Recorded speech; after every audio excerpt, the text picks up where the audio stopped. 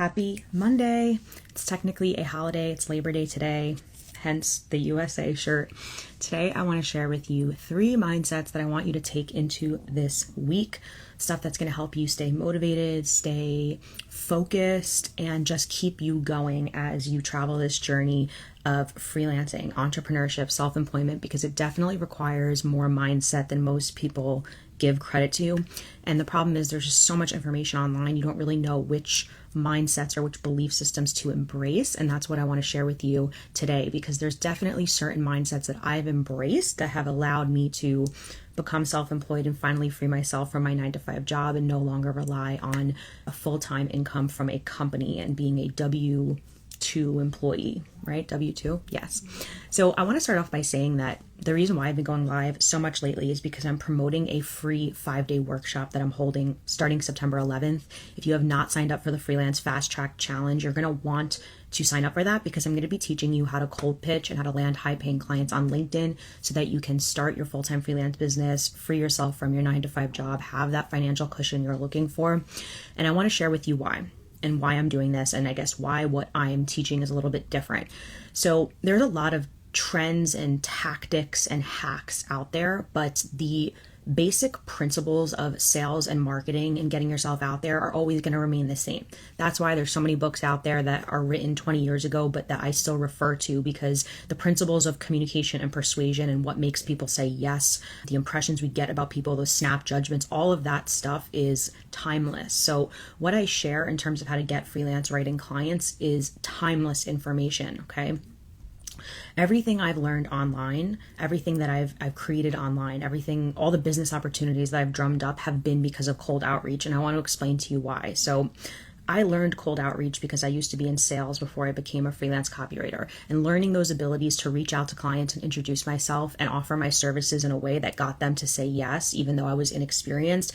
That skill set is the only reason I was able to become a freelance copywriter in a much more streamlined and faster way than most freelancers find. That's why I created 30 Days to Paid, because I lay out that 5-step process of like, here are the steps you need to take in order to get these freelance writing clients. And a lot of people don't know that because they were not in sales. And, So that's a cold outreach method. There's a communication method. It helps you to land high-paying freelance clients.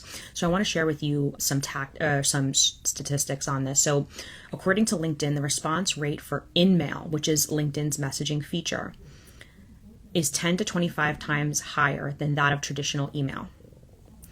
So right there, that statistic, I found that to be, before I knew that statistic existed, I found that to be true because I had tried emailing and then I switched to LinkedIn messaging, and that was how I built my business. That's where I got my first response. That's where I continue to get responses from clients.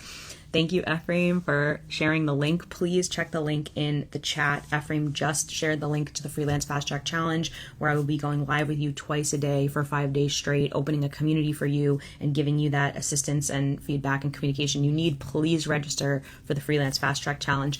But here's the other thing. So let's talk about content marketing, because if writers and freelancers and people who are just starting out understood content marketing, all of this would make a little bit more sense. But the Content Marketing Institute shows that 61% of B2B marketers consider content marketing, including cold pitching with valuable content, as their top inbound marketing strategy, indicating its importance in attracting clients. And the reason I share that is because, number one, you most likely are going to be, as a copywriter, contributing to somebody's content marketing strategy. And it just goes to show you that companies rely on cold pitching to get their clients too. This is just a principle, okay? So if you want to learn about cold outreach and how to do it correctly, because there really is a right way to do it, there's nuances, you're going to want to register for the Freelance Fast Track Challenge at paidcopywriter.com. Save your seat. And then it starts September 11th. I will be sending you recordings so that you can catch up. And if you can't come live, that's okay. Life happens. Time zone differences happen. So I want to share with you these 3 mindsets today on this Monday. So let's start with number 1. The most powerful mindset you can be in your freelance copywriting journey is to be in a state of surrender, a state of letting go and detachment from the outcome. So something that I see a lot because I mentor freelancers is this like anxiousness and this anxiety and this big drive to just make this work and want to get results. But unfortunately, that tends to burn people out pretty quickly. They get very frustrated when they don't see results as soon as they would like to. And the other thing is that the energy of holding on to an outcome too tightly is the best way to drive it away from you. So even just look at the example of like Alcoholics Anonymous. So if you are part of Alcoholics Anonymous, AA, if you are part of a 12-step program, and if you actually research the history of AA, it's crazy because before that, there really was not any antidote to alcoholism, the disease of alcoholism, until this man created Alcoholics Anonymous, this organization, this belief system, the 12 steps as they're called. And one of the biggest parts of the 12 steps is surrendering to a higher power. And that's why actually a lot of people can't get behind AA, despite how effective it is for so many people. A lot of people struggle with the higher power aspect of it. They're like, I don't believe in God. I don't want God. I don't need that. This offends me. So they can't get behind the ethos of AA. But regardless of how you worship and what your religion is, to be in AA, you need to surrender to a higher power and understand that you're not in control. And that makes your ego go down a little bit. And it makes you understand that there's all these different forces at play and that you are not 100% responsible for the outcome.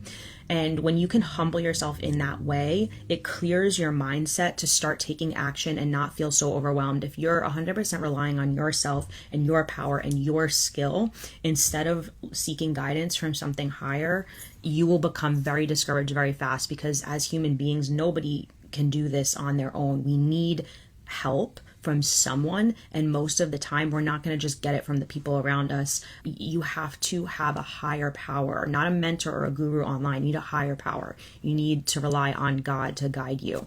And obviously, as you know, I'm a Christian, so for me that's Jesus, and for you it could be someone else. The point being is that saying that like, okay, I can surrender to to what people call a universe, which I used to think that too. You'll find it doesn't feel as compelling. Yes, you can try to surrender and let go, but who are you letting go to? If you don't believe in something, you can't surrender to anything. Here's the second principle. So number one was letting go, being in a state of surrender, being in a state of detachment from the outcome. That principle alone has served me in so many areas of life in terms of taking the pressure off of me. It's just like, hey, this could go either way and I'm going to be okay no matter what. That mindset has released so much tension, and it's tension and overwhelm and anxiety that stops us from moving forward. So number one is to surrender and be in a state of detachment. Number two is that you need to be willing to look dumb before you can be successful. This is the biggest problem with society today, with the social media world we're living in, is like we see people who look really successful despite being really young, inexperienced, and not having accomplished anything. Part of that is because number one, they got it from, they come from family money, whatever. Number two is that you can buy everything on credit, and it's so easy to fake wealth now. Like there's a big difference between what people are portraying online and having actual wealth. Because to me, wealth means freedom, not having to say yes to opportunities I don't want to say yes to, not having to take a job that I don't want to, not having to work outside the home if I don't want to. It's not about being flashy online. And because people are so bombarded with those images all day, every day, you assume there's something wrong with you because you don't have it. You assume, okay, maybe it's time to give up because it's taken me like a few years and I'm not successful yet, whatever.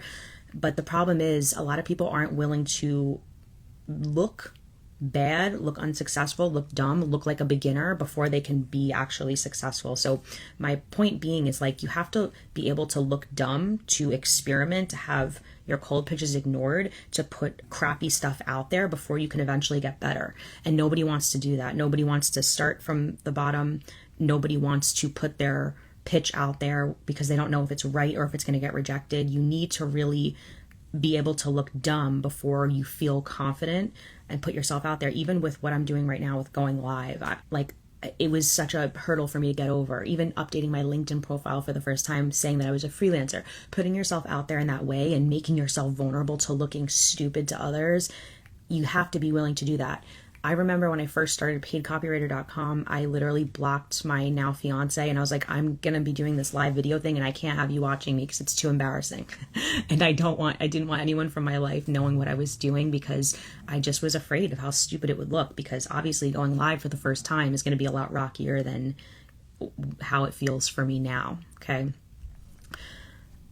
Number 3 is that exposure therapy is the best therapy if you are... Oh, someone said, can you please be a little louder? I'm sorry. I assumed everyone could hear me. I hope my voice isn't too quiet. Thank you for pointing that out, though. Exposure therapy is the best therapy. If you just continue to put yourself out there and do the thing, it gets easier. So even like, perfect example, me going live.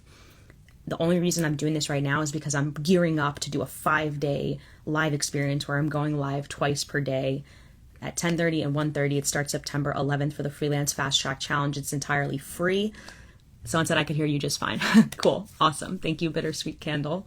So if I go live with you now, I'm getting my nerves out now. I'm providing value, which is great. I have a plan. I came here with something to say, but I want to continue to go live because, first of all, it's my instinct to just not go live. I didn't want to put on makeup. I didn't want to put on clothes. I'd rather sit here on my computer and like type on the keyboard and just be silent because that's where my comfort zone is. But I have to break myself in and get ready for this live experience if I'm going to show up more confidently. So you have to expose yourself to what's making you uncomfortable. And maybe it's like me where you do it in increments and it's like, okay, I'm going to go live, but I'm blocking my friends and family and they cannot see this. Or I'm going to update my LinkedIn profile, but I'm not going to like maybe put it out there right away. Because on LinkedIn, there's a setting where you can make changes to your profile without the changes going public and being announced to the LinkedIn feed and all that stuff. So exposure therapy does happen in increments. Like if you literally Google exposure therapy, it's like if you have a phobia of snakes and you're working in exposure therapy, they put like a rubber snake on a couch and you have to sit there and stare at it. And then you get a little closer to the rubber snake. And then eventually you just expose yourself to what you're afraid of little by little. And it becomes more natural, easier, the fear diminishes and you're able to do it, you're able to perform. So I just want to recap those 3 points. Number 1, being in a state of surrender and detachment from the outcome, relying on a higher power to guide you and not thinking that you're 100% responsible for every outcome. Decrease overwhelm by releasing, surrendering to a higher power. Number 2 is being, someone said blocking your friends and family. I feel you. I think about it a few times. Right? Number 2 is that you need to be willing to look dumb before you can be successful. You need to be willing to be a beginner before you get to where you want to go. And that's not going to look pretty. Okay. It's going to look pretty ugly, actually. If I could show you my first freelance writing website and the things I was writing, I didn't understand what made an effective website. I had to learn everything as I was going. So everything looked like shit. And that's just, it's a stepping stone, but you have to be willing to be a beginner before you can be an expert.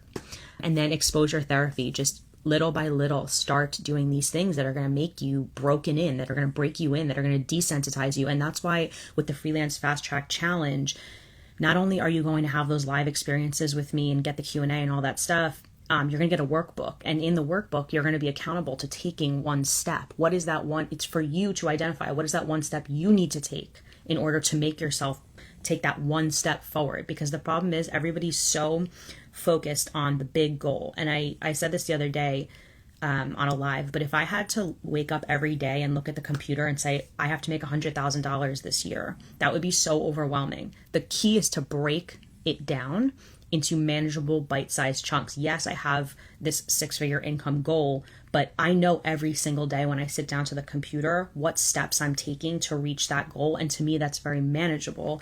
It allows me to perform. It allows me to check each checklist item off my list, and it eventually gets me to the goal. So goal tracking is something I'm really, really passionate about. I use Asana, and I'm going to show you a little bit of that. I also have a YouTube video about how I set my income goal in Asana and work backwards, right? So that exposure therapy and taking that one next step will be incremental, because then you become somebody who's used to taking that one next step that you need. Let me get into the questions here so I can do a little back and forth with you guys, because I'm so appreciative of you showing up here today. It's in the US, it's a holiday, the Labor Day. How to make a person respond to your email by saying yes. Yes, I'll be teaching that in the Freelance Fast Track Challenge. There's certain aspects of cold outreach, and I explain this, but yes, you're going to get a freelance or copywriting client outreach template you can use, but I'm going to explain to you what makes effective outreach, because relying on templates is really not the vibe right now, because it sounds very robotic for a lot of people. Oh, thank you. Eunice said, just wanted to say thank you. You're not helping people, you're changing lives. Oh, that's amazing. That's my goal. Eunice said, I already reserved a seat in your workshop. How to get in when it airs. So if you're in my workshop, if you're, your seat is reserved, number one, I just sent an email last night allowing you to add all the dates automatically to your calendar. And it's funny because I had to, this is embarrassing. There are so many software fees that I pay, and that was one that I didn't want to pay for, the ad event. But I'm like, what am I doing? Like, people need to be able to add all of this to their calendar. I can't expect people to just show up. So I paid for ad event, which is a calendar software. So now you're able to literally with one click add all of the workshop dates to your calendar of choice. You know me, trying to save money. And then, by the way, you will get a bunch of emails letting you know how to log into the workshop. You're going to get reminder emails. The software I use for the live event is called Demio. So Demio is going to be like, hey, here's your link. You can join now. You're going to get all of this via many, many emails. Ephraim said, letting go. In that way, I was able to be at ease, even though there's a lot of tension going around. Yes, Ephraim. Ephraim is a brother in Christ and on my team. So I love that you're here, Ephraim. I'm your new subscriber who just absorbed all of your content. Loved it. Thank you, Z. I've sent a connection on LinkedIn with a cheeky note. Please see that too. Oh my gosh. Okay. Ziula said, hey, Christine, how are you? You helped me a lot. Thank you. That's amazing. Thank you. Let's see if there's any more question. Have a goal and forget about it. That's what the bespoke copywriter said. Agreed. Would you have a look at my portfolio website, Christine? Bespoke copywriter, if you are in the Freelance Fast Track Challenge, once the community opens up, you can put that in the group and I can definitely take a look and give you some feedback. I'm going to be doing live Q&As during this live experience. So I'm definitely trying to give people as much feedback as I possibly can. Got your email. Thank you. Very cool. Amazing. Ephraim said, you can definitely be a mindset and productivity coach as well. Thank you. Yeah, I invest a lot in trying to manage my time well and be organized. And I'm somebody who's prone to distraction and overwhelm, and I have ADD. So it's really important for me to stay on task and be really ruthless with what I put my time into. Thanks, Eunice. Any other questions? Pen to Profits, that I haven't been following you long, but I love how you pour into your community. Thank you. Thank you. I just appreciate that anyone shows up. So love it. I hope everybody has a really relaxing day today. I know if you're in the US, we have technically this holiday, but I want you to register for the Freelance Fast Track Challenge. If you go to paidcopywriter.com, you can't miss it. It's a little notification, but basically it's a free 5-day live event where I'm taking you through all of the steps you need to know in order to get started. Okay. So I would say, and I'm going to be teaching you about differentiators and value propositions, but if I had to say what my value proposition and differentiator is that I really don't want to bombard with information. I want people to take action because that's the only way things are going to happen. And that's where people stay most stuck, is that they do spend time learning and researching and taking the courses and reading the books and doing all the stuff, but they don't take action. So the workbook that Ephraim and I have been working on hand in hand together is going to literally be like your freelance business plan. I'm so excited to create this workshop for you guys. And it's also kind of like a full circle thing for me too, because when I was young, I literally I turned my parents' basement into a classroom. Like, I've always wanted to be a teacher, and I tried to become an ESL teacher, but I couldn't make the pay was like horrible. And I was like, all right, this isn't going to work. So I went back into sales, eventually became a copywriter, but this is my ability to like live out that teaching dream. And that's why I love getting online and doing what I'm doing, is like playing this role of teacher. Z Wright says, I'm waiting impatiently to be your connection because I optimized it after your video. Very cool. And if you're in 30 Days to Paid and you're here, I think I saw Matt, I think I saw Selena, some of my students from 30 Days to Paid here. I'm doing a live LinkedIn audit tomorrow. That's our live session. I do monthly live sessions within 30 Days to Paid where I go a little bit deeper into a lesson, into the modules. And tomorrow is going to be live LinkedIn audit. So I'm going to do some teaching about how to optimize your LinkedIn profile. And then I'm going to do some critiques of headlines and like, here's what I see freelance writers doing wrong and here's what you could do right. And it's so, so important because although I spend all of my time cold pitching to get business for freelance clients, the majority of freelance clients and freelance work that I've done, if you look at because I've broken this down from like a spreadsheet perspective, most of my income has come from clients finding me on LinkedIn because my profile was properly optimized. That being said, do I sit there and wait for people to come to me? Absolutely no. I have to keep busy. We have to keep doing these business generating, revenue generating activities every single day incrementally. So I focus on cold pitching and because I put that energy out there and I'm growing my network, then all of the opportunities wind up coming to me as a result of that. How can I set up a good LinkedIn profile as a copywriter? Mogan Copy said. So I have a lot of resources on YouTube. Definitely check me out on YouTube, Mogan, if you haven't seen that. I have actually a blog post article. If you want to message me after this, I will send you the link to I have a whole blog post saying here, fill out this, fill out this, fill out this. So I can set you up with some free resources as well. But you're going to want to join the Freelance Fast Track Challenge because I'm going to be going into how to write a LinkedIn headline, how to optimize your profile. It really is a matter of optimizing yourself for searchability, having the right fields filled out, and then kind of the nuances, is your photo appropriate? Do you have a headline that speaks to your ideal audience? So it's definitely... Eunice said, you're right, it's a struggle sucking up all the knowledge and not taking action. Yeah. Oh, thank you. Definitely check out her YouTube channel, so much value. What do you consider a charging station for yourself? I'm not sure what that means. Jennifer is on the call and she's a student of mine. I think the hardest thing is accepting being a beginner. I want to be an expert out of the gate. You helped me so much. Thank you. Yeah, Jennifer. And shout out to Jennifer, student of 30 Days to Paid. It's true. It's really hard to just let yourself be a beginner, let yourself make mistakes. Actually, one of my former students, Dina, I'll never forget, she was like, one of the hardest things for me is looking back at past client work I've done and realizing how bad it was. And I feel that too. You look back at past work that you've done for clients and you're like, that really, I could have done better. But it's you can't turn back time and make yourself smarter, more knowledgeable, more skilled than you were at that time. You did what you could do at that time, and you're going to continue to grow and learn and get better. And that will result in some embarrassment about your past work as a copywriter. It's a very common experience.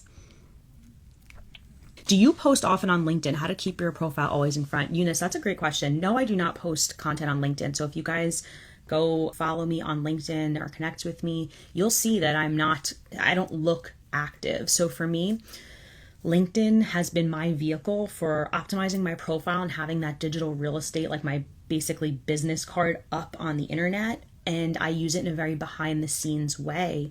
I use it to cold pitch, and that's what I'm going to show you how to do in the Freelance Fast Track Challenge. But I'm not a content creator on LinkedIn. And a lot of people, I think, get confused by that because the minute you log on to LinkedIn, the feed is going to be filled with people who are marketing themselves and trying to put their thoughts out there and being thought leaders.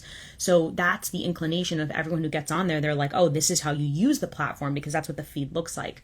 You don't have to do that, okay? You don't have to do that. If you are introverted, if you don't want to form a content strategy, if you don't want to put that on yourself to post consistently on LinkedIn, you don't have to do that. That's a method, that's a strategy, but if you don't gravitate toward that strategy, you don't have to. And I don't gravitate towards that strategy. At least today is September 4th, 2023. I've been a full-time freelancer for over 4 years now. I've never posted content. That's not to say I maybe in the future won't do it as a freelancer, but I don't do it because I don't have to. It's just not a strategy that's 100% necessary. Cold pitching is how I landed my high paying clients and having my profile properly optimized. And I would say the reason for that being is I just never felt like putting myself out there in a very public way on that platform specifically. I do force myself to do it on YouTube and Instagram to market my course 30 Days to Paid. But in terms of freelance services and stuff, I don't put myself out there in that way at the moment. It's not necessary.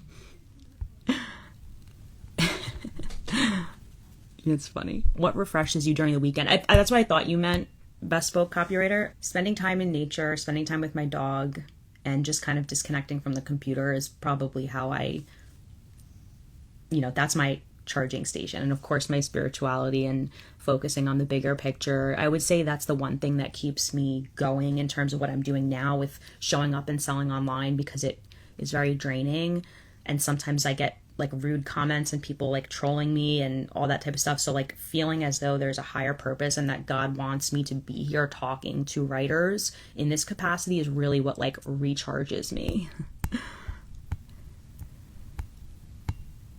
All right, guys, have an amazing day. Please register for the Freelance Fast Track Challenge. It's time for me to eat breakfast and pick up my grocery delivery at the store. I do my online grocery shopping. It's very streamlined, okay? I use Asana to, I just want to talk to you about how I do food before we log off.